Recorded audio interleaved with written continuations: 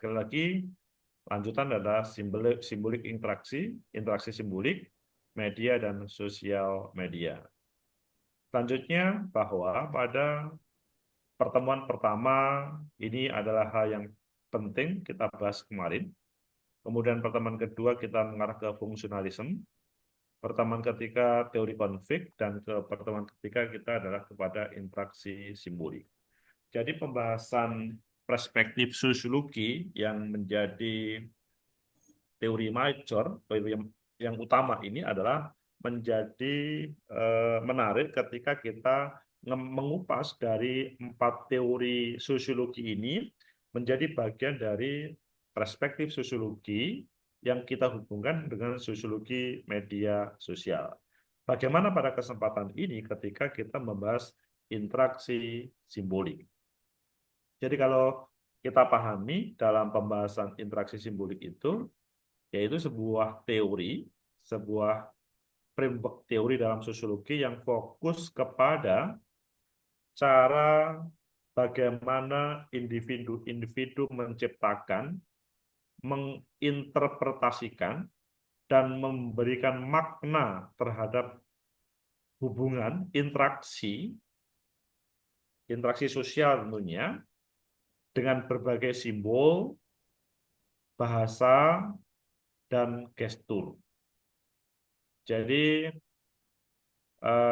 perspektif ini menekankan pentingnya dari pengalaman subjektif dari individu dan konteks sosial di berbagai tempat yang berbeda.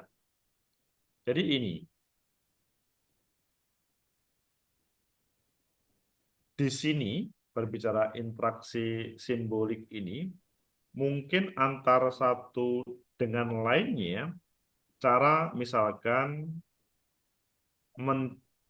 menghadirkan, mencetak, menginterpretasikan, memberikan beragam. Langsung kita teringat terhadap apa yang menjadi pembahasan kita semuanya, masing-masing pada semacam paper yang akan kita buat. Jadi sebetulnya dari yang kita bahas ini, dari 5 teori perspektif sosiologi yang menjadi utama, itu kemudian kita bisa mengambil salah satunya, meskipun mungkin pada awal-awal kita seakan-akan terkesima dengan interaksi simbolik, tapi nggak tahunya, fungsionalisme, tapi nggak tahunya interaksi simbolik menarik mungkin, seandainya kita memahami pada kesempatan ini. Meskipun kemarin pada pertemuan yang ketiga, teori konflik menjadi sesuatu, tetapi intinya bahwa memang dalam sebuah fenomena dan fakta itu kita bisa mengkaji dari 5 hal ini karena ini adalah yang utama. Ini kembali kepada di sini. Jadi pada interaksi simbolik ini, ya, mungkin sebelum saya melanjutkan, saya ingin tahu, Mas Mudayosi masih ingat nggak apa yang saya tampilkan di sini, supaya memorinya teringat pada waktu S1 dahulu. Silakan Mas Mudayosi. Oke, terima kasih Pak Agus. Mohon izin, suara saya cukup terdengar apa enggak? Enggak Oh, pakai terdengar headset bagus Mas sebenarnya. Mudayosi. Oke. Jadi seingat saya itu interaksionalisme simbolik ya, belum Hmm. dikenalnya itu interaksionalisme simbolik itu sebelum berbicara interaksionalisme simbolik ada baiknya kita memahami dulu apa itu interaksi itu Pak. Hmm. Jadi bedanya antara interaksi dan komunikasi itu kan beda kan. Hmm. Kalau kemarin kuliahnya Pak Jeki itu sempat disinggung kan Hmm. bahwa interaksi itu adalah interaksi itu dari individu itu mengalami yang namanya respon. Jadi baik itu menalar, berpikir atau bertindak gitu kan. Hmm. Sedangkan komunikasi itu maksud utamanya adalah menyampaikan pesan dari dari komunikator ke komunikan begitu. Sehingga kalau interaksionalisme simbolik itu dilihat dari sudut pandang interaksinya. Interaksi menggunakan simbol-simbol itu, Pak. Simbol. Jadi bisa dikatakan komunikasi tidak langsung sebenarnya. Komunikasi komunikasi non verbal atau komunikasi yang tidak langsung menggunakan bahasa-bahasa simbolik. Kalau Dulu saya ingat di zaman saya itu yang Hmm. ngajar materi ini tuh Pak Ali Imron kalau nggak salah Pak. Pak Ali Imron ya, masih masih Pak Ali Imron tuh. Beliau menceritakan bagaimana interaksi di kalangan, mohon maaf, waktu itu disebutkan LGBT itu Pak. Hmm. Ya, di LGBT. Jadi setiap kelompok itu memiliki simbol-simbol tersendiri atau bahasa-bahasa tersendiri yang hanya bisa mereka pahami kan gitu ya. Kalau Hmm. eh, Lupita apa segala macam itu loh Pak, kan mereka itu punya bahasanya sendiri. Nah, itu termasuk interaksi simbolik itu sebenarnya. Jadi ini tadi yang dijelaskan Pak Agus, ada simbol, bahasa, dan gestur ya. Ada bahasa-bahasa ya atau simbol-simbol, termasuk membuat bahasa sendiri itu bagian dari teori interaksionalisme simbolik gitu Pak. Termasuk waktu itu Pak Ali itu juga menceritakan fenomena yang yang di mana yang dibubarkan itu di Doli ya, Ya, Doli. Doli. Nah, waktu itu saya maba itu baru isunya santer itu, Hmm. dibubarkan Doli itu. Pak Ali itu menceritakan bahwa sebenarnya masyarakat di Doli itu secara umum ya, bukan hanya pada mereka yang menyediakan jasa itu ya, Hmm. jasa jasa komersil itu tadi. Hmm.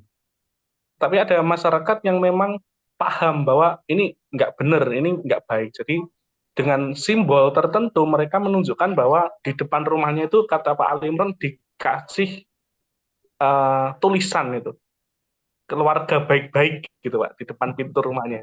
Jadi kalau misal ada, mohon maaf, misalnya ada pelanggan lagi keliling-keliling di area Doli itu mereka secara nggak langsung sudah melakukan interaksi dengan pemilik rumah kan. Oh ini rumah baik-baik. Misal kalau nggak ada labelnya, oh ini bisa dimasuki gitu loh Pak.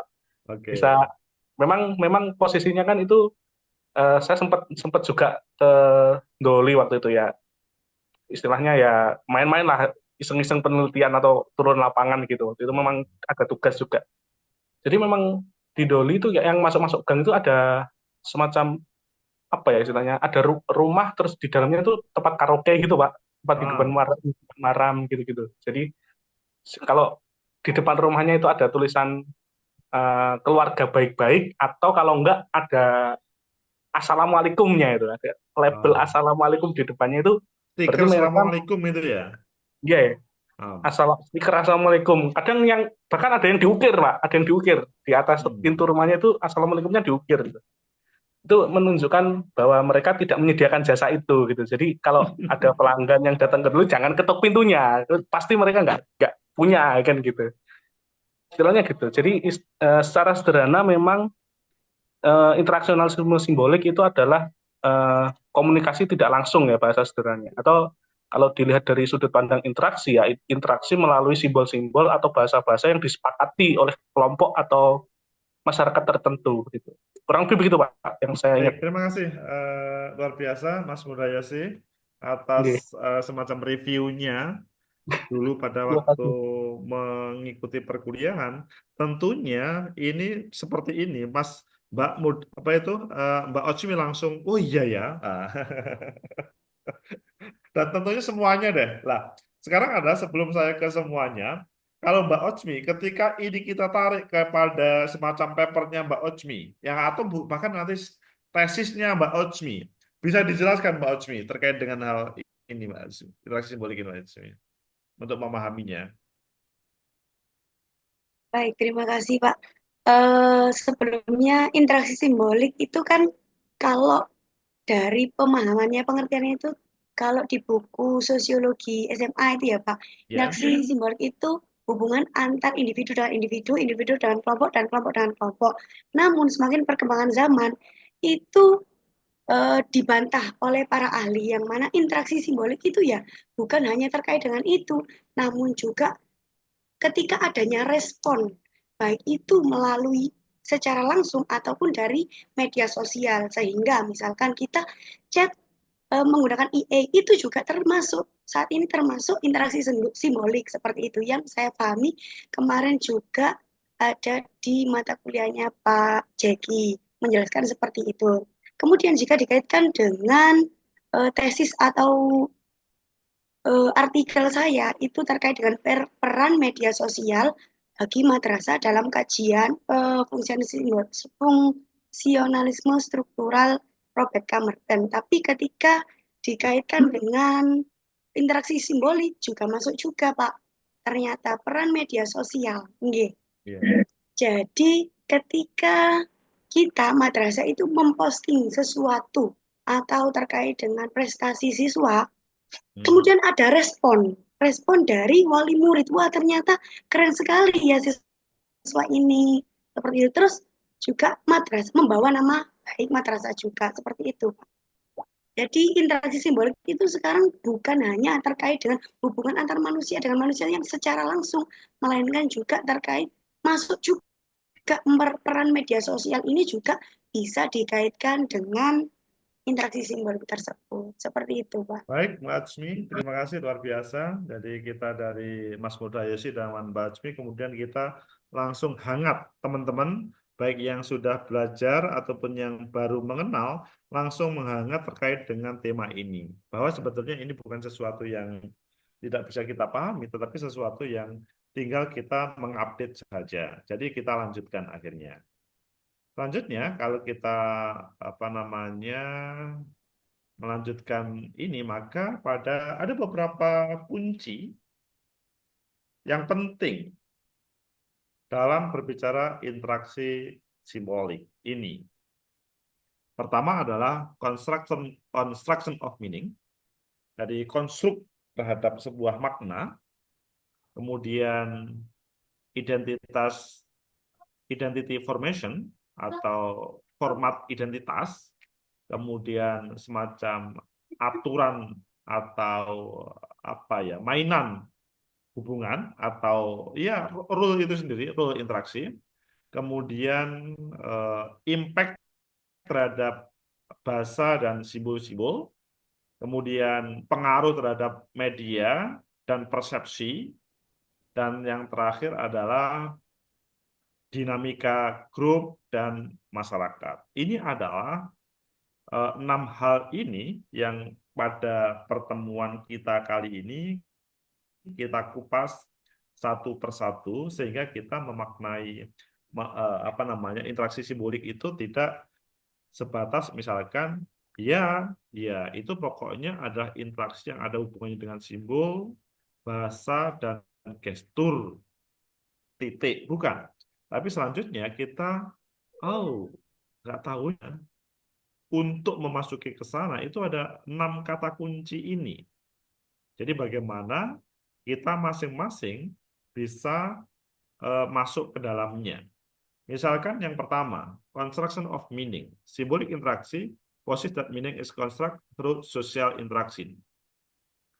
Media rasional, misalkan televisi, koran, radio, dan berbagai instrumen pemberitaan seperti media sosial, platform media sosial, itu adalah role yang sangat krusial yang kemudian menghadirkan simbol dan naratif yang berpengaruh bagaimana individu-individu itu memahami terkait dengan dunia ini.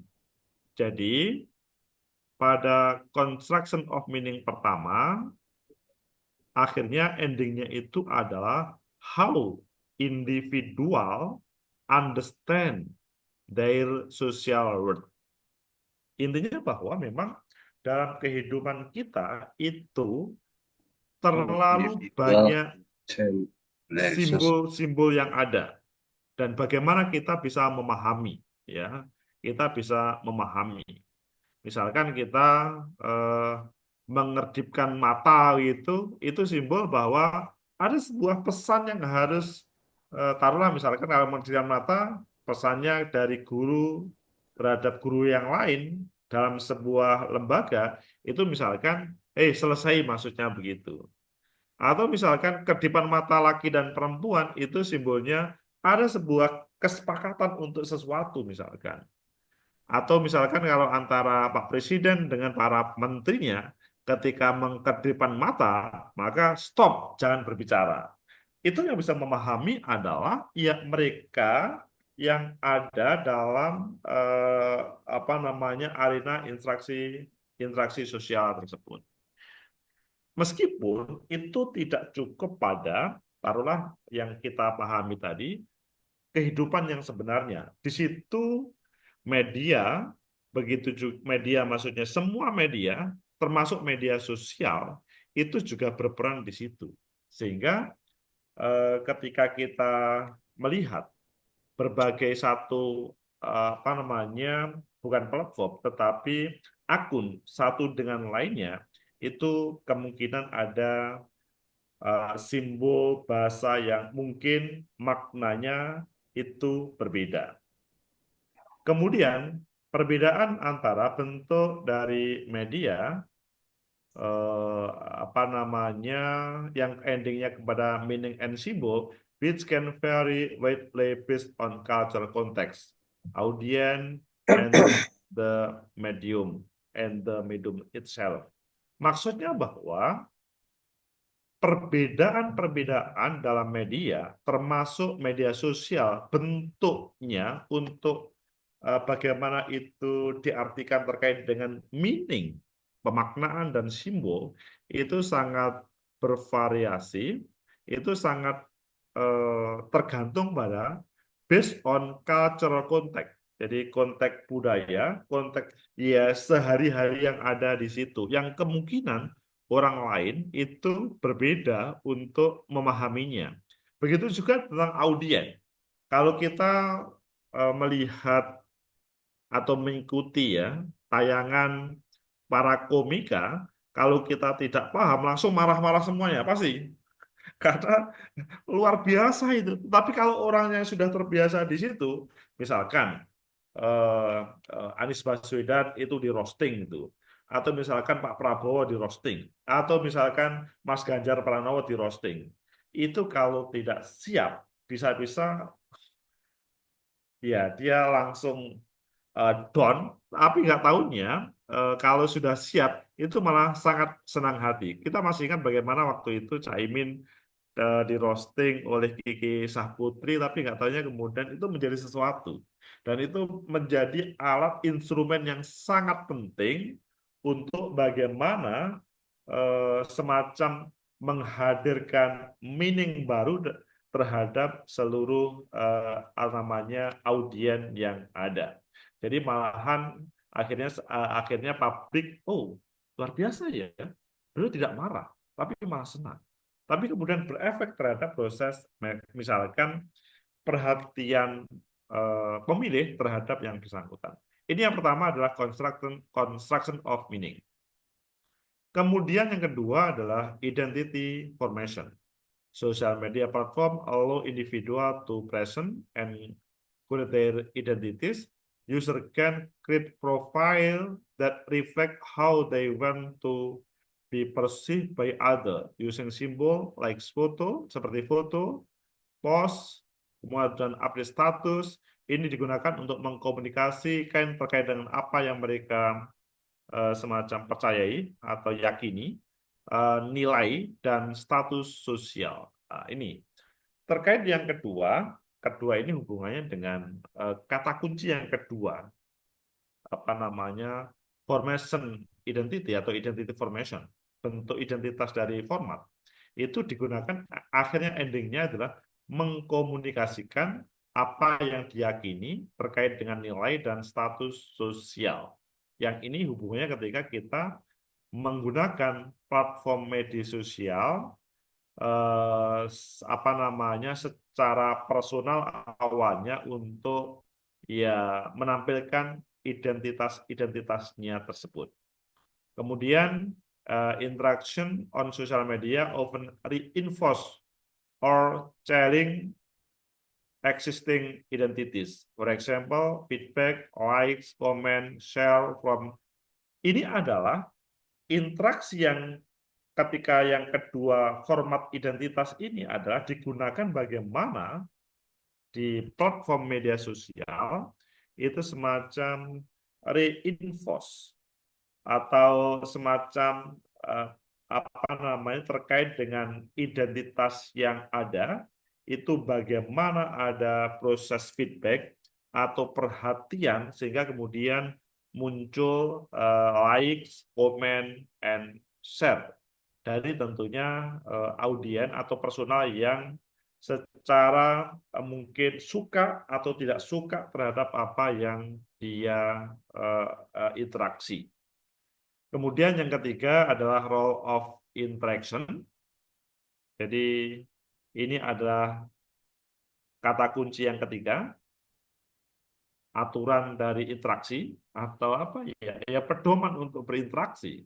Symbolic interaction emphasize the importance of interaction in the formation of self and society. Jadi interaksi simbolik ini menekankan bagaimana interaksi itu mempunyai format antara pribadi dan masyarakat. Sosial media menghadirkan arena yang tentunya interaksi yang sangat konstan, memperbolehkan negosiasi terhadap makna-makna dan perubahan dari simbol-simbol yang real time.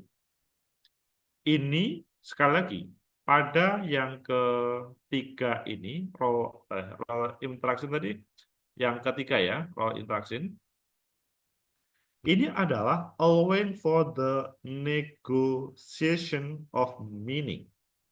Maksudnya adalah bagaimana ada kesepahaman terkait dengan sebuah makna yang taruhlah yang berinteraksi sama dia, misalkan dalam hal yang ditampilkan dalam sosial media.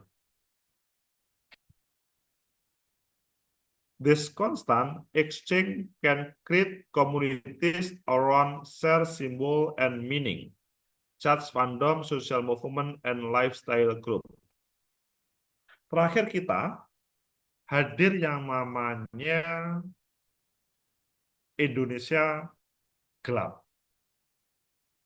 Pasti semuanya mengikuti tema tersebut. Pasti ketika tema Indonesia gelap dari kelompok yang mengkritik terhadap negara, maka itu sebuah pesan bahwa ada sebuah problem dalam bernegara kita.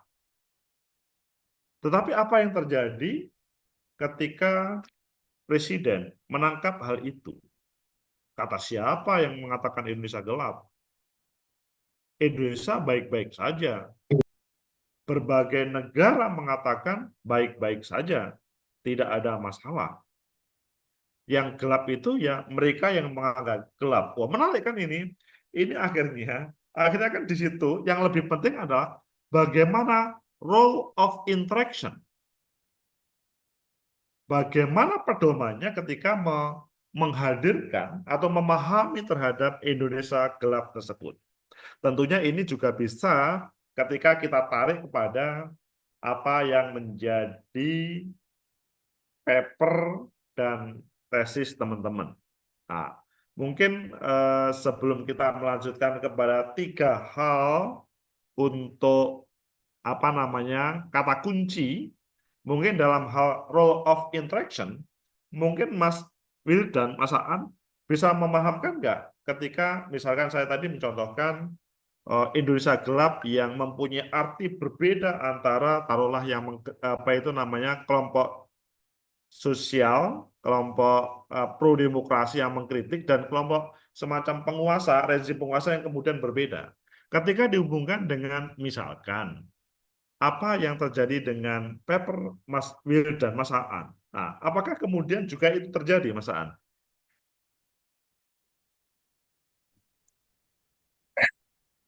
Ya, selamat malam, bagus. Mohon maaf tadi terlambat.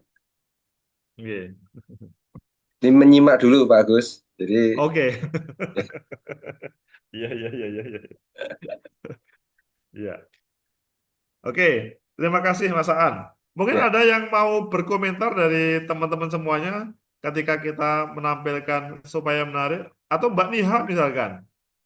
Mbak Nia kan mengikuti terkait dengan sampai yang ketiga ini, role of interaction. Saya mencontohkan Indonesia gelap. Tapi kemudian terkait dengan paper dari Mbak Nia, mungkin bisa berbicara Mbak Nia? Atau tesis nantinya. Kita kan Ya, baik, menghantarkan Pak. terus. Ya, silakan. Mohon maaf, bisa didengar suara saya, Pak. Terdengar Mbak Nia? Jadi untuk paper saya kali ini tentang kritik tentang pesantren, gitu, Pak. Kalau di sini kan di media sosial itu sekarang lagi rame-ramenya kritik pesantren, masalah sistem dan yang ada di dalamnya seperti itu. Jadi lebih ditekankan pada pesantren itu adalah suatu lembaga yang bersifat feodalisme seperti itu. Jadi yang sekarang ada di media sosial itu banyak sekali yang berpendapat bahwa pesantren itu feodalisme seperti itu. Nah, kalau yang saya lihat dari media sosial seperti TikTok seperti itu menampilkan video-video terus juga video-video yang ada di pesantren seperti saat santri itu eh, salaman dengan kiainya, salaman dengan ustadz-ustadzahnya seperti itu.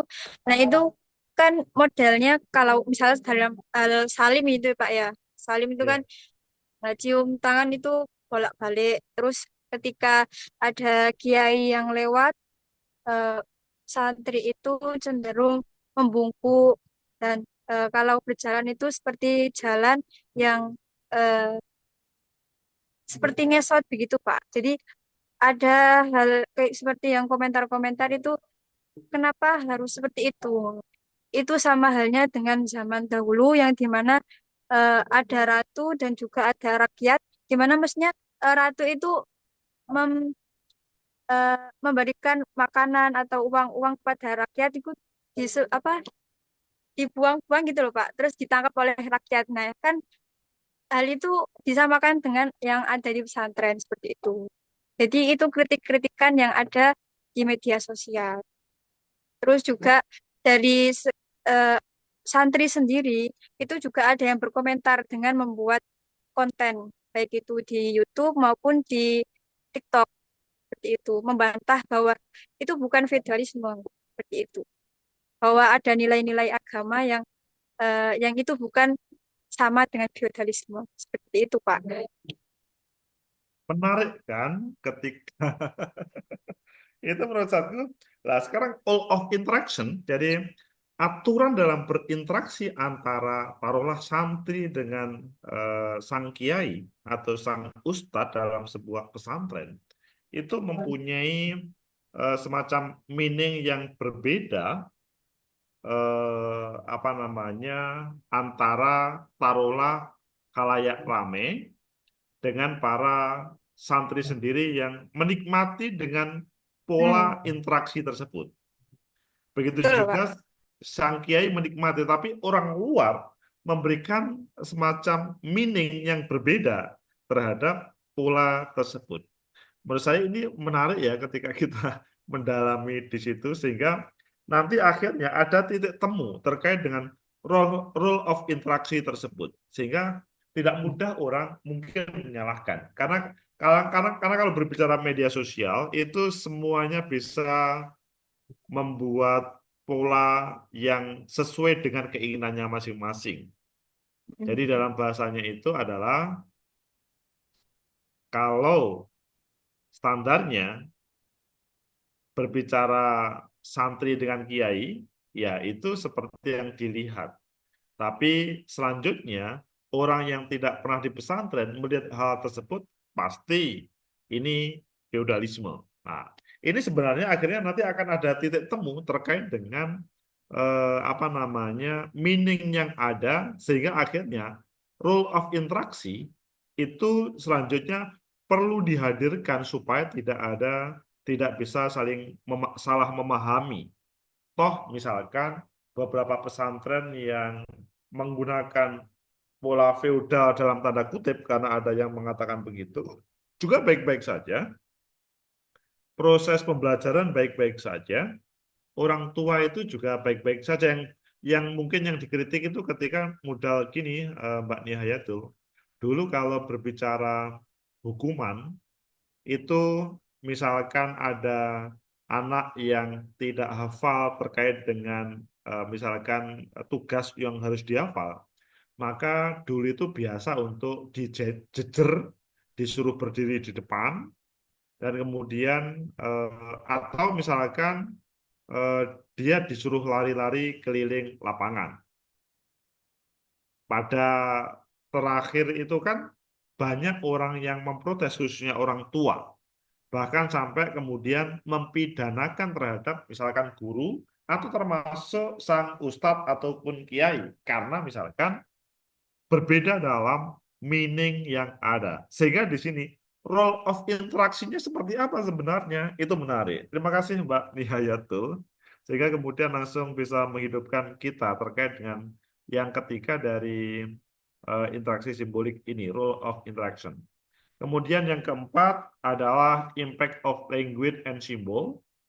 Language is powerful tool in symbolic interaction, and social media platform provide user a variety of linguistic and visual symbol, emoji, hashtag, to convey message efficiently and creatively. Maksudnya, ini adalah impact dari bahasa dan simbol-simbol. Bahasa mempunyai sebagai apa namanya tool yang powerful dalam interaksi simbolik. Para pemedia sosial juga menyediakan berbagai taruhlah linguistik dan berbagai simbol tadi, dan semuanya sangat efisien dan penuh kreativitas. The emergence of the new vocabularies like meme culture and shorthand language on platform like Twitter and TikTok reflect how social media terus communication and meaning making process. Jadi pentingnya terkait dengan berbagai vocabulary yang baru, istilah-istilah baru, sampai kemudian sekarang kemudian muncul budaya meme yang mungkin setiap 5 tahun berbeda, itu akhirnya menjadikan berbagai bahasa yang di dalam platform Twitter, TikTok mempunyai refleks terhadap bagaimana komunikasi mereka yang ada di media sosial dan kemudian mempunyai semacam pemaknaan yang kemudian tidak selesai tapi semuanya berproses. Ini adalah keempat dari terkait dengan interaksi simbolik, impact of language and symbol. Sehingga kalau ini pun juga tadi kalau kita mendengarkan dari Mas Mudayosi pada awal, ini juga menjadi semacam lanjutan atau memperkuat saja. Kemudian yang kelima adalah kata kunci dari interaksi simbolik. Yang kelima adalah influence of media on perception. Pengaruh jadi media terhadap sebuah persepsi. Media tradisional sering kemudian mempunyai persepsi yang beragam, misalkan terkait dengan isu yang diframingkan, berbagai event-event yang hadir, dan secara individu muncul. This frame can influence how people interpret social realities, impacting their belief and behavior. Jadi frame yang ada itu kemudian bisa berpengaruh terhadap interpretasi orang-orang yang dalam kehidupan real, bukan yang ada di media sosialnya. Social media can amplify this frame, but also allow for counter-narrative and grassroots movement to challenge dominant narrative, illustrating the dynamic interplay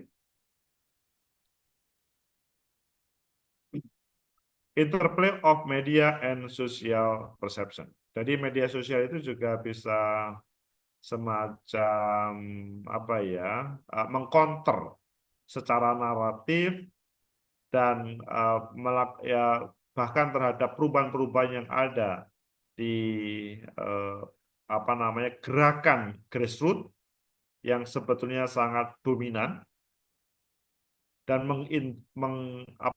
mengilustrasikan terhadap dinamika berbagai permainan-permainan yang ada. Mungkin teman-teman bisa melihat ya, bagaimana sebuah rezim pemerintah kemudian hadir di sini.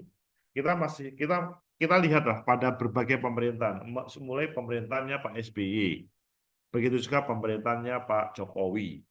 Sekarang pemerintahan Pak Prabowo. Yang sangat terasa betul adalah bagaimana pada pemerintahan Pak Jokowi itu terasa terkait dengan hal ini semuanya. Influence of media on perception. Jadi, selanjutnya kita mendengar tema buzzer-buzzer dihadirkan. Buzzer-buzzer kemudian menjadi bagian yang semacam lebih penting dalam tanda kutip untuk dihidupkan. Karena dia bisa mengubah terkait dengan frame isu dan event yang terjadi. Sehingga sepertinya apa yang terjadi di hadapan bisa berubah dalam tampilan di berbagai media sosial. Sehingga seakan-akan negara kita pada kesempatan kemarin itu pemenangnya media sosial. Bahkan dalam proses election pun juga begitu. Dalam proses politik tema kampanye secara konvensional itu sudah tidak diminati karena tidak terlalu influence, tidak terlalu berpengaruh terhadap partisipasi pemilih atau pilihan pemilih. Begitu juga dalam dunia bisnis. Bagaimana setiap terkait dengan lembaga pasti menghadirkan semacam buzzer dalam tanda kutip sehingga bisa influence of media on persepsi. Sehingga semuanya mempunyai persepsi taruhlah positif terhadap sesuatu meskipun ketika datang, loh kok berbeda ya? Bahkan kalau kita membeli berbagai produk di berbagai marketplace, ketika sampai ke rumah nggak taunya, loh kok nggak cukup, loh kok tipis, loh begini. Padahal ketika misalkan yang terjadi di berbagai platform itu sangat menarik. Di sini influence of media on perception. Yang lebih heboh lagi ini pada kata kunci influence of media on perception ini adalah gerakan rakyat itu bisa berubah, bisa mudah diubah. Dan ini adalah terjadi pada antara 2014 sampai 2019 sangat terasa. Apalagi pada waktu suasana pandemi COVID. Itu sangat terasa karena memang semacam ada regulasi yang tidak diperbolehkan untuk keluar arena. Dan kemudian yang terakhir adalah group dynamic and communities. Ini hubungannya group dynamic and community adalah sebagai kata kunci yang terakhir dari interaksi simbolik. Interaksi simbolik suggest that social interaction contribute to the formation of group and communities. Online forum, social media group, and virtual communities allow individual to connect over shared interests, ideologies, or experience. Jadi di sini ingin dijelaskan bahwa interaksi simbolik itu bagaimana semacam mengarahkan bagaimana kontribusi interaksi sosial dalam berbagai bentuk grup dan komunitas yang selanjutnya forum-forum online atau kemudian kelompok-kelompok media sosial atau kelompok komunitas virtual itu memperbolehkan bagaimana individu-individu bisa nyambung dan bisa share terkait dengan berbagai kepentingan yang ada, baik kepentingan tentang berbagai hal yang dibutuhkan, ideologi atau bahkan experience. Kalau interest ini misalkan kepentingannya adalah kepentingan terkait dengan misalkan sebuah perubahan sosial, maka hadirlah terkait dengan, kalau yang sering terjadi itu adalah semacam tanda tangan di atas apa namanya untuk semacam mosi tidak percaya. Padahal sebetulnya mereka tidak pernah ketemu, tapi akhirnya bisa mempertemukan interest-interest yang kemudian ada titik temu tersebut. Sehingga meskipun tanpa ada semacam demonstrasi, tapi mereka semua menandatangani semacam apa namanya simbol protes itu, seakan-akan dalam 1-2 hari ribuan bahkan jutaan tanda tangan itu terkumpul. Misalkan protes, kita masih ingat pada waktu demonstrasi bagaimana KPK dilemahkan pada waktu itu. Itu terjadi semangat untuk bersama-sama atau mungkin terkait dengan Undang-Undang MD3. Itu sudah terjadi. Kemudian terkait dengan ideologis. Bahwa hal ideologis itu tentunya yang paling mudah kita lihat adalah yang terjadi di dunia partai atau ya yang terjadi di dunia agama, religion. Ini selanjutnya memudahkan orang-orang memahami terkait dengan gerakan-gerakan yang ada dalam ideologis tersebut. Atau bahkan kemudian kalau experience, pengalaman-pengalaman ini tentunya ini sesuatu yang sangat mudah tanpa harus berhadapan dengan ideologi ataupun terkait dengan kepentingan. Tapi ya pengalaman, ini praktis terkait dengan dunia yang hubungannya misalkan dunia pekerjaan, dunia hobi, ataupun lainnya. This online space and can create a sense of belonging, but they can also perpetuate division or create in group or group dynamic, demonstration to complexities of social interaction in digital space. Jadi pada dinamika grup dan komunitas ini yang menjadi kata kunci keempat, bahwa area online itu bisa menghadirkan, bisa menciptakan rasa memilikinya. Meskipun mereka bisa juga itu kemudian semacam mempunyai hal yang lain, tapi juga bisa masuk ke dalamnya, baik in group atau out group dinamika yang ada. Jadi di situ seakan-akan tidak menjadi hal yang, misalkan ya, pada dasarnya mereka itu berbeda, tetapi ada titik temu karena dinamika grup yang ada. Sehingga kemudian kalau ngomong misalkan kepentingan-kepentingan lebih mudah itu dalam dunia partai politik, mudah untuk meskipun pada dasarnya berbeda, itu kemudian bisa ada titik temu. Apalagi kemudian ini yang lebih jelas, demonstrating the complexities of social interaction in digital space. Begitu Bapak Ibu semuanya, teman-teman semuanya terkait dengan interaksi simbolik yang kata kuncinya ada 6 hal ini yang kemudian bisa kita kupas semuanya, dan itu endingnya sekali lagi kepada pemahaman kita terhadap paper atau tesis teman-teman semuanya dalam proses perkuliahan. Kalau dalam hal proses nanti kehidupan real, baru kemudian sangat memahami semuanya. Karena sekali lagi, kehidupan real itu kan sebetulnya semuanya bisa dikupas dengan teori-teori yang ada, meskipun terkadang berbicara teori sosial itu bisa, satu teori bisa untuk banyak hal atau satu problem bisa menggunakan banyak teori, tergantung pada kita lebih semacam mudah mana untuk menghadirkan analisis atau solusi terkait dengan hal tersebut. Itu Bapak Ibu semuanya terkait dengan simbolik atau interaksi simbolik media and sosial media pada perkuliahan kita hari ini. Jadi kita bisa memahaminya secara bersama. Mungkin ada yang ditanyakan ataukah kemudian bahkan kita mengupas satu persatu? Monggo, seandainya ada yang ditanyakan.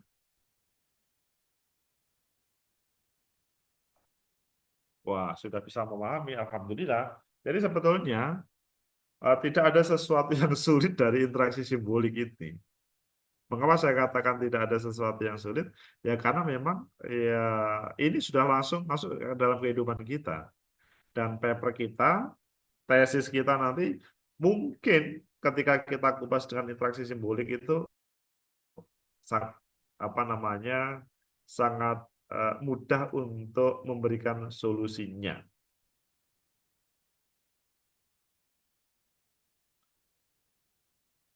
Mas Faisal mau komentar? Ini Mas Faisal ini pasti di pesantren tadi kalau kita hubungkan dengan Pak Dia itu pasti ada sesuatu yang menarik ini.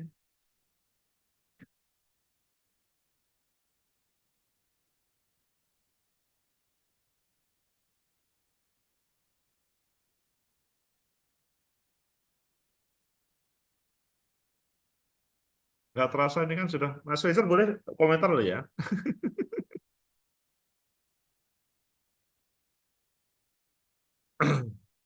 Karena ini sudah pertemuan keempat ya, sudah 1 bulan. Tahu-tahu kemudian UTS, tahu-tahu kemudian 1 semester sudah selesai. Nah, sebelum teman-teman selesai itu kan harus ada semacam kenang-kenangan terindah pada semester ini. Saya nggak tahu, yang bapak-bapak dosen apakah memberi tugas terkait dengan paper semuanya atau tidak?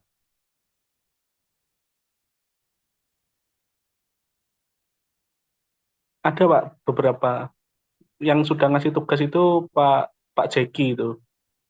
Kalau Lagi. Pak Muzakir sudah ada rencana mau ngasih tugas, tapi sudah menyampaikan. Ini rencananya nanti saya kasih tugas sih, menyampaikan, tapi belum dikasih, masih rencana, tapi sudah dibilangkan. Jadi sebetulnya dari berbagai tugas itu bisa dijadikan satu. Jadi misalkan temanya itu adalah tema yang kita bahas di ruangan ini ya. Itu pun juga bisa kemudian yang ada hubungannya dengan berbagai mata kuliah yang ada. Sehingga tidak misalkan pembahasannya itu adalah per masing-masing mata kuliah. Akhirnya semacam kita berbicara tesis itu kan sebetulnya ya semua mata kuliah jadi satu, hanya kemudian lebih dominan yang mana begitu aja kan gitu. Nah, karena kemarin itu kan perbincangan kita, saya Pak Mudakir itu adalah bagaimana teman-teman nanti itu bisa semester 2 itu sudah seminar proposal untuk untuk seminar proposal kan harus ada semacam latihan. Latihannya ya kalau di dalam proses ini adalah bagaimana menghadirkan karya yang bisa disubmit ke jurnal yang pada kesempatan ini adalah terkait dengan misalkan interaksi simbolik. Atau kalau teman-teman sudah selesai dengan teori fungsionalisme dulu, ya sudah selesai, tidak harus. Ini hanya sebuah pemahaman aja. Tidak harus dipraktekkan dalam paper teman-teman. Atau misalkan teman-teman menggunakan teori konflik, ya sudah. Tapi kalau kemudian, loh, kok ada perspektif baru, saya berubah, nggak apa-apa. Yang pasti bahwa dalam pemahaman 6 kata kunci dalam interaksi simbolik ini selanjutnya bisa lebih spesifik salah satunya atau bisa diambil semuanya. Intinya bahwa eh, dengan interaksi simbolik itu khususnya yang kelima ini ya, kata kunci yang kelima, influence of media on perception. Itu sesuatu. Jadi misalkan apa namanya sebuah hotel itu ketika dia masuk di media sosial dengan tidak, apakah lebih berpengaruh bagaimana bagaimana. Karena kalau saya ya misalkan ya besok itu pada Jumat Sabtu Minggu besok, sehingga saya tidak ikut acaranya Mas Aan ini. Jumat Sabtu Minggu besok itu kita satu dosen-dosen prodi sosiologi itu mau melaksanakan workshop di Batu. Jadi Jumat Sabtu Minggu itu tanggal apa itu 14, 15, 16.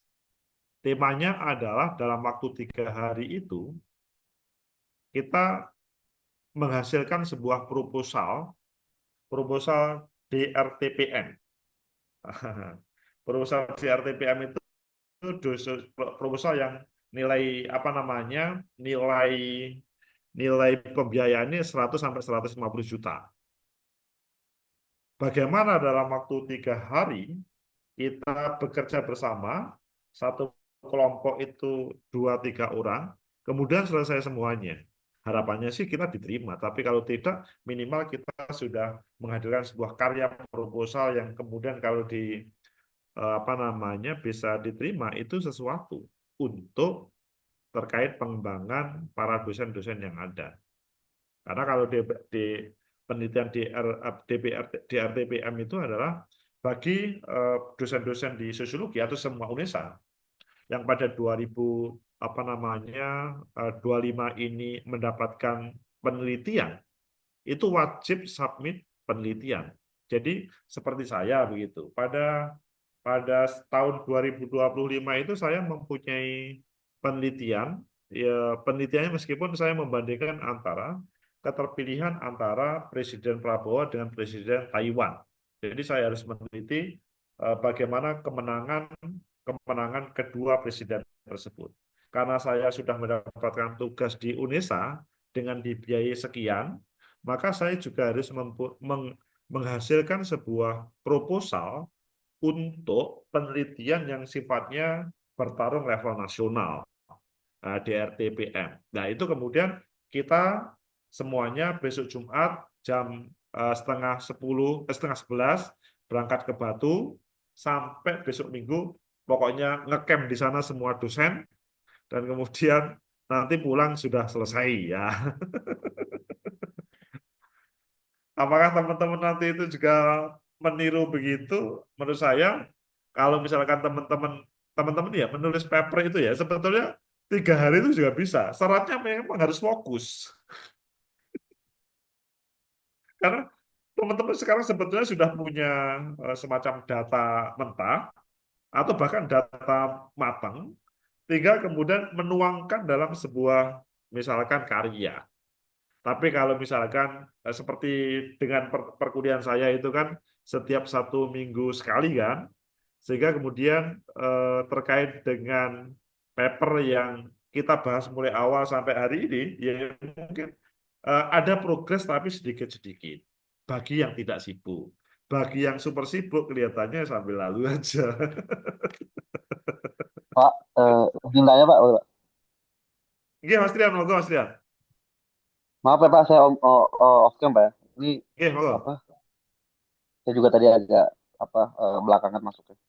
Saya mau nanya soal apa? Saya nggak tahu tadi, saya nggak baca slide-nya dari awal gitu. Tapi setahu saya salah satu teoretikus yang bicara soal simbol apa teori interaksi simbolik itu kan ini ya apa? Herbert Blumer kalau Nah, nggak salah ya. Saya nggak tahu Bapak make yang mana gitu atau ada lagi misalkan Herbert Gates sama sama Wolfgang. halo? Karena ini berkaitan dengan media sosial, sebenarnya apa sih Pak diferensiasi antara interaksi simboliknya apa yang dipakai misalkan Halo? Herbert Blumer yang lebih bicara. Halo? Ya? Iya, maksudnya karena ini penekanannya ada di media sosial gitu. Itu sebenarnya diferensiasi secara teoritis itu seperti apa sama literasi simbolik yang kita maknai dalam kehidupan sehari-hari di luar dari ruang-ruang virtual gitu. Dan pertanyaan selanjutnya adalah bagaimana teori ini bekerja untuk membaca suatu apa yang kita anggap sebagai satu realitas sosial di dalam media sosial yang itu diproduksi oleh kekuasaan. Contohnya, eh, mungkin kita sama-sama mendengar kasus Gama ya, yang ditembak Gama. mati oleh, ya, di Semarang, Pak. Ini saya mau kasih satu case ya, yang ditembak mati oleh salah satu pihak kepolisian di Semarang, yang di mana anggotanya ini di backup oleh oleh eh, pimpinannya gitu, dan di mana pimpinannya membuat membuat keterangan palsu di mana Gama dianggap melakukan eh, sebelum penembakan itu terjadi, Gama dianggap melakukan serangan dalam aksi tawuran sekolah gitu. Nah, itu kan tersebar di media sosial toh gitu, dan interpretasi dalam dalam interaksi simbolik itu kan ada interpretation kan, ada interpretasi dan bagaimana pemaknaan yang dikonstruksikan di dalam satu simbol-simbol itu bekerja gitu. Nah, pertanyaan saya dua hal tadi itu, apa yang diferensiasi apa yang paling dominan dalam teori interaksi simbolik dalam media sosial dengan teori-teori interaksi simbolik ala ala yang klasik gitu, dengan satu hal lagi, bagaimana mengaplikasikan teori interaksi simbolik yang diproduksi oleh pihak-pihak yang memiliki relasi kuasa. Oke, terima kasih Mas Rian. Sebuah pertanyaan yang menarik bagi kita bersama. Pada kesempatan ini kan memang saya menjelaskan terhadap apa namanya pemahaman secara global. Mengapa? Karena di antara kita memang beragam terkait dengan pemahaman kita terkait dengan taruhlah teori-teori sosial yang ada. Sehingga kita menjelaskan secara umum bahwa interaksi simbolik yang utama Bloomer itu iya, tapi bahwa perkembangan perkembangan apa namanya kehidupan sosial kekinian itu selanjutnya luar biasa perkembangannya. Nah, ketika contoh eh, tema Gama ya, saya sendiri juga kurang bisa mengikuti tema Gama itu, tetapi ketika ada namanya sebuah peristiwa dan eh, taruhlah misalkan aparat mempunyai penjelasan terkait dengan peristiwa tersebut.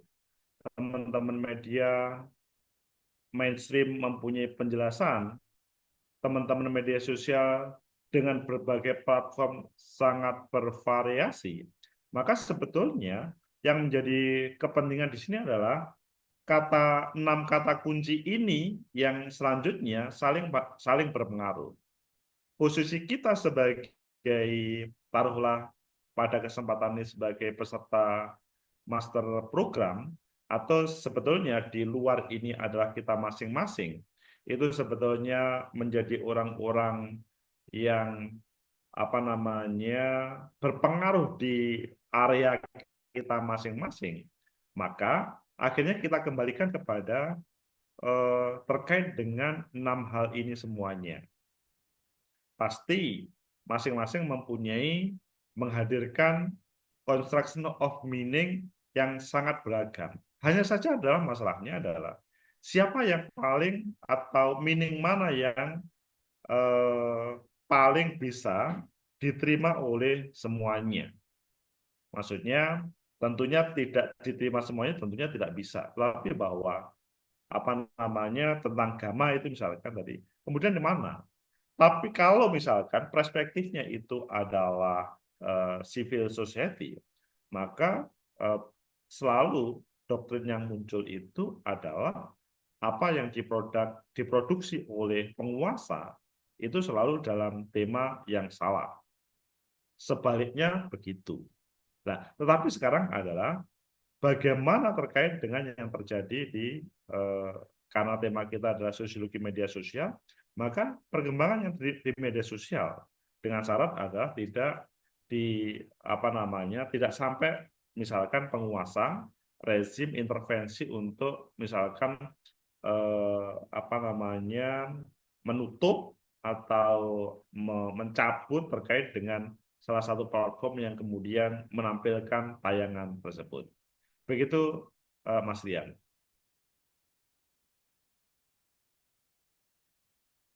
Mungkin teman-teman lain juga bisa apa namanya Baik, Kak. bisa menambahkan supaya kita dalam suasana ini temanya adalah kita memahami secara bersama-sama terhadap sebuah peristiwa dengan berbagai kata kunci ini.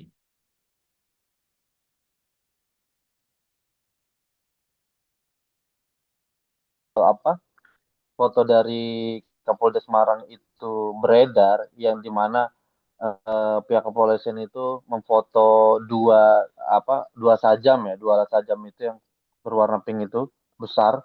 Itu kan foto itu akhirnya viral dan digunakan oleh masyarakat di netizen maksudnya dalam hal ini untuk mengcounter berbagai isu yang berkaitan dengan pihak kepolisian gitu. Itu kan muncul distrust kan tinggi sekali gitu. Ketidakpercayaan meningkat dan isu-isu apapun dikaitkan dengan foto itu gitu. Nah, itu kan menarik sekali gitu menurut saya bagaimana akhirnya upaya pihak kepolisian untuk menutupi dalam hal ini membackup anak buahnya yang salah dengan menyebarkan hoax karena itu sudah terbukti merekayasa fakta tuh karena sudah terbukti itu bukti ini kan fakta ya Pak ya Ya, gitu dan jadi maksud saya antara fakta dan hasil hasil penyelidikan dengan apa yang coba dikonstruksi oleh pihak institusi kepolisian lewat simbol eh, dan keterangan yang itu bisa bisa kita kaitkan dengan teori-teori linguistik gitu kan itu kan eh, akhirnya berimbas fatal gitu dan itu punya konsekuensi yang tadi Bapak jelaskan itu tadi apa istilahnya eh, counter movement ya tadi di dalam PowerPoint Bapak tadi gitu. Nah, ini yang menurut saya jadi penting gitu dan makanya saya kaitkan dengan teori relasi kuasa gitu. Apakah akhirnya apa secara simbolik itu memang kekuasaan itu dengan sengaja menciptakan hal-hal demikian gitu untuk kontrol sosial atau semacamnya. Gitu. Itu sih Pak mungkin elaborasi saya. ya. Terima kasih Mas Rian. Kalau berbicara relasi kuasa, pasti selalu pada posisi bahwa sang penguasa rezim itu selalu pada posisi di atas dan civil society akan mengatakan bahwa ya, apa yang ditampilkan oleh eh, penguasa rezim itu adalah tidak benar dan itu akan selalu terjadi. Hanya kalau kita pada masuk wilayah pada kesempatan ini kan kita ada 10 orang yang ada di ruangan ini. Dan tentunya 10 orang yang ada di ruangan ini mungkin ada sebagian yang berpikir pola relasi kuasa, tapi ada yang pola seperti Mas Rian, tetapi ada yang misalkan seperti para guru-guru yang mencoba tidak masuk ke wilayah itu. Ah. Nah, saya pengen apa namanya, misalkan teman-teman berkontribusi terkait dengan hal ini. Misalkan Mas apa itu Modayasi atau Mas Faisal. Mas Faisal, ayo Mas Faisal. Coba bagaimana tanggapan Mas Faisal ini? Kalau dari saya mungkin eh, itu sih lebih ke hegemoni, Pak ya. Jadi eh, memang betul kalau dari Mas Dian itu sebuah relasi kuasa, tapi juga itu Suaranya agak dikeraskan Mas Faisal. ya Pak. Oke, sudah dengar nggih? Oke, oke, oke. Kalau menurut saya itu sebuah hegemoni. Jadi memang untuk menunjukkan bahwa si paling berkuasa itu adalah orang yang punya power atau kekuatan. Jadi memang itu yang perlu ditunjukkan kepada masyarakat, meskipun mereka korban salah sasaran atau salah tembak, guys. Atau mungkin memang ya tangannya polisinya nganggur gitu ya, kelihatan ada orang kelihatan apa namanya ngebut dikit langsung dor. Nah, sehingga dilakukan dan ternyata itu salah orang. Nah, itu uh, polisi memang perlu menunjukkan bahwa mereka yang berkuasa. Salah satu contoh yang lain selain Gama itu ya lagu bayar-bayar-bayar itu Pak dari Sukatani. Menurut saya itu memang perlu menunjukkan hegemoni dari polisi itu sendiri bahwa institusi itu punya power yang luar biasa besar menurut saya, Pak. Baik, terima kasih Mas Rezar. Tadi mempunyai perspektif yang tentunya menambah khasanah kita semuanya. Mas Riyandi mau berkontribusi, Mas Riyandi? Izin Pak, belum Pak. Oke, oke, oke, oke, oke. Oh, ini Mas Mudayosi mau berkontribusi. Silakan Mas Mudayosi. Oke, terima kasih Pak. Eh, sebenarnya mohon izin, suara saya cukup terdengar ya Pak. Oke. Oke, jadi menarik ya, penyampaian dari Mas Rian itu, isu yang dibawa itu terkait simbolik ya, dikaitkan dengan realis kuasa atau Mas Faizar menyebutnya hegemoni tadi. Sebenarnya sudah dijelaskan sama Pak Agus itu tadi ya, terkait influence of media itu. Bagaimana media dimanfaatkan untuk mempengaruhi massa itu. Tergantung kepentingannya apa, dari sudut pandang mana, apakah dari sudut pandang kuasa atau dari sudut pandang society. Tadi Pak Agus kan juga sudah menjelaskan itu. Misalnya sosial media dalam hal interaksionalisme simbolik itu dimanfaatkan oleh massa untuk melakukan kritik terhadap pemerintah dengan adanya tagline Indonesia Gelap tadi. Ternyata persepsinya yang ditangkap masing-masing pihak itu beda. Hubungan antara kekuasaan dan masyarakat ini ternyata menangkap itu beda. Itu tadi.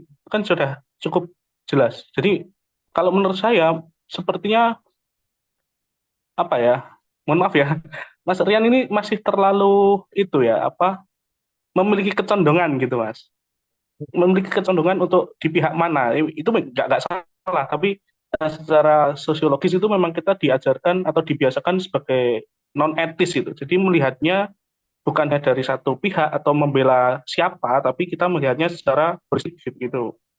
Mungkin itu yang bisa saya tambahkan, Pak Agus. Ya, Jadi memang sudah sangat dijelaskan itu influence of media and perception. Jadi tujuan dari salah satunya simbolik interaksi itu ya untuk penggunaan medianya adalah membangun persepsi publik dan keberpihakannya itu tadi, yaitu tadi menginfluence siapa, terus melawan siapa, penangkapannya bagaimana, kan gitu. Di awal perkuliahan tadi saya sudah bercerita tentang komunikasi itu antara komunikator dan komunikan kan gitu. baik. Kurang lebih begitu Pak Agus, terima kasih. Ya, terima kasih Mas Mudayosi. Mbak Dita mau berkomentar tadi kelihatannya. Apakah mau memberikan sumbangsi?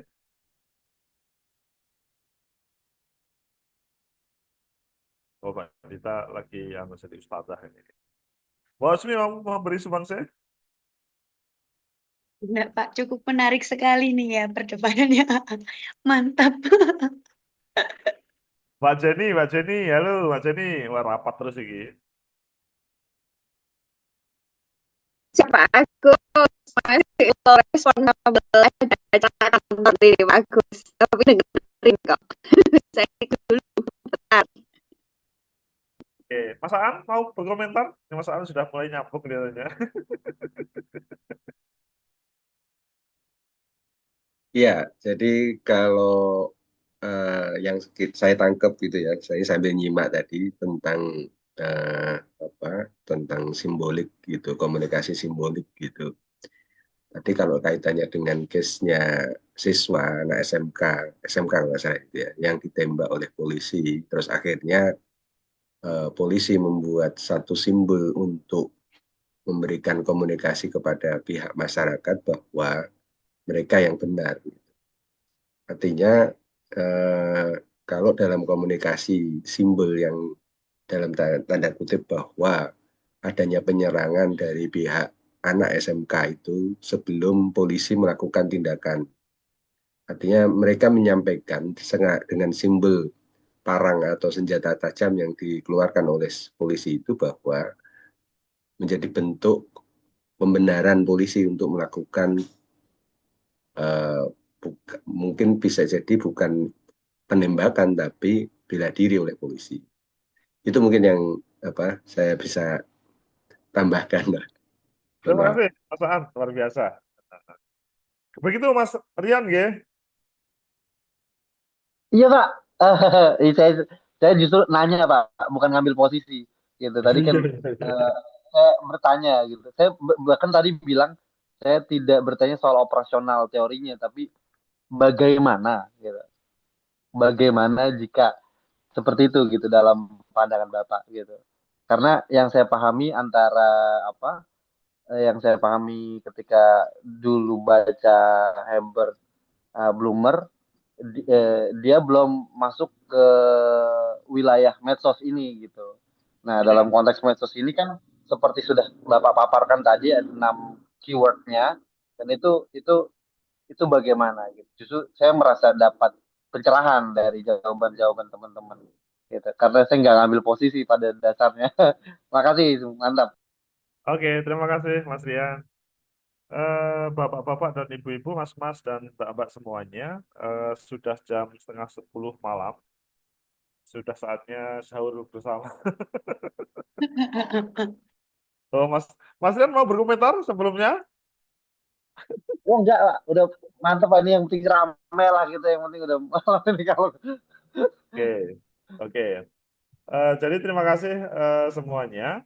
Tapi gini, terkait dengan progres paper teman-teman, itu nanti kalau harapan saya itu sih ini menjadi sebuah kenangan terindah ya. Tetapi saya juga tidak ingin membebani hampir semua mata kuliah, misalkan semua memberi tugas itu tidak bagus juga. Tetapi bahwa dalam semester satu Setuju. ini, dalam semester satu ini ada beberapa yang misalkan dua dua paper yang terselesaikan oleh masing-masing dan terpublis itu menjadi sesuatu. Kalau misalkan kalau S1 itu gini, kalau S1 itu kalau tertulis di Sita 2 itu tidak perlu skripsi. Nah, apakah kalau di S2 ini cukup Sita 2 atau Scopus? Itu kalau Sita 2 itu bisa enggak? Tapi kalau Scopus pasti jelas. Seandainya bapak-bapak, ibu-ibu, mas mbak ini bisa publis di Scopus, pasti tidak perlu membuat tesis. Itu saya jamin. Meskipun hanya mata kuliah ini. Kalau Sita 2, yaitu mungkin itu yang perlu saya cari informasi. Apakah juga sudah bisa menghapus keberadaan tesis tersebut. Sehingga pada kesempatan ini saya berharap eh, sesudah Bapak Ibu membuat apa namanya judul abstrak yang terdiri dari fenomena pertama, kemudian yang kedua adalah terkait dengan tujuan penelitian, ketiga adalah metode, keempat teori, kelima adalah terkait dengan temuan, dan keenam adalah konklusi yang terdiri di abstrak itu 200 kata maksimal, kemudian dilanjutkan keyword, kata kunci.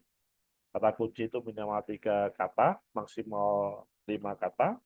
Selanjutnya dilanjutkan dengan pembahasan. Sehingga sebetulnya pada pertemuan kemarin, pertemuan ketiga, itu sudah sampai pembahasan. Atau mungkin baru hari ini pembahasan. Pembahasan itu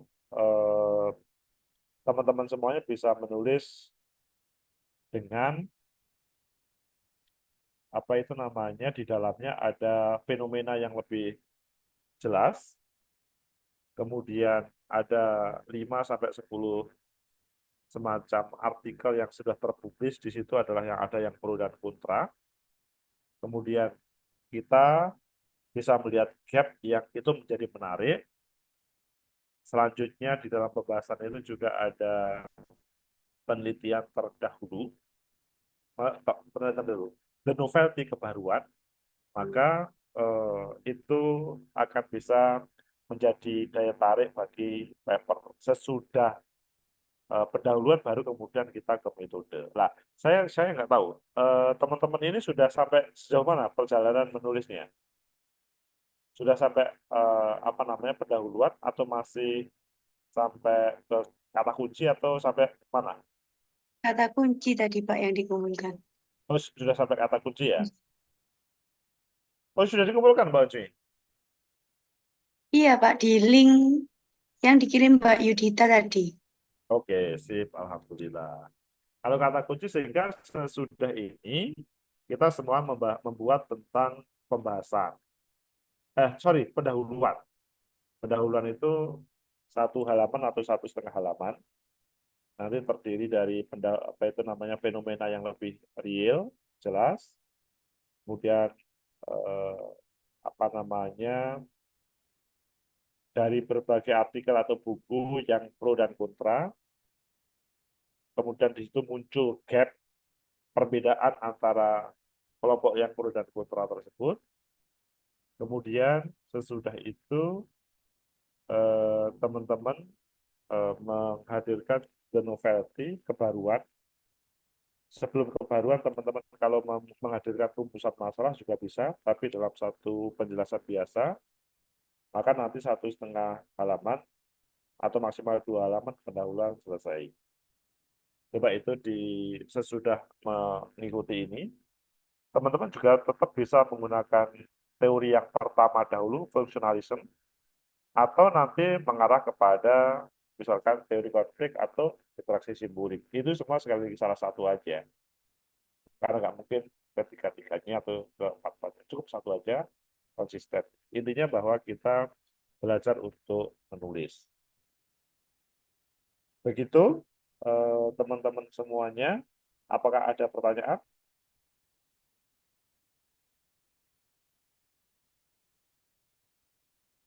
Oh, kalau tidak ada pertanyaan, berarti bahwa sudah bisa dipahami semuanya. Sebelum kita tutup, boleh dong kita menampilkan wajah kita bersama-sama, kita foto, baru kemudian kita tutup. Ya. Pak, mohon izin mau tanya terkait dengan link Zoom itu apakah boleh kami mahasiswa S2 itu diberikan aksesnya Pak? Atau pripun? Ada, ketika nanti butuh, nanti kita buatkan gitu aja. Jadi ketika misalkan apa namanya butuh untuk Pak, tolong dibuatkan, nanti kita buatkan. Mbak Dita sama Mbak Jenny bisa menampilkan wajahnya untuk kenangan pertemuan keempat sebelum kita mendapatkan Lailatul Qadar. Amin ya Allah. Iya, maksudnya. Pak Agus izinnya lagi crowded soalnya masih ada. Allah, ya. Oke, siap. Maaf. Mbak Dita? Oke, wah. Mbak Dita ini di kereta beliau, subhanallah. Subhanallah. 1, 2, Baru saya bisa rawi sampai keren. luar biasa di kereta ini. Mas Rian mana Mas Rian? Oh, Mas Rian ada. Saya lupa Ada kopi. Mas Firman. Di Indonesia ini juga. Iya Mas, kebetulan lagi di situ. Iya. Malah udah tengah malam ini, udah mau jam 12. Siap. Jauh terus. Oke, teman-teman semuanya, Mas Mbak semuanya, terima kasih atas partisipasinya. Nanti ketemu minggu depan. Mohon maaf kalau ada hal yang kurang berkenan. Assalamualaikum warahmatullahi wabarakatuh. Waalaikumsalam. Waalaikumsalam warahmatullahi wabarakatuh. Cuma di akhir doang. Teman-teman